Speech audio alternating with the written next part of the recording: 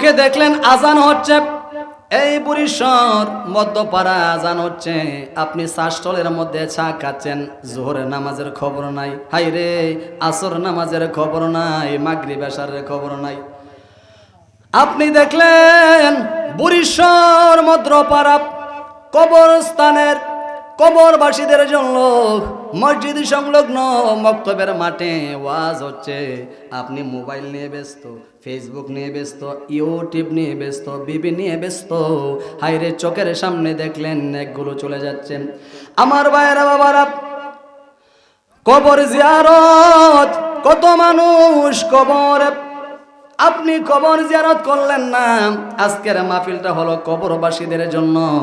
আমার ভাইয়েরা বাবারা, সেই জন্য বলি এসেছি একা, যাব একা, সঙ্গে যাবে কি?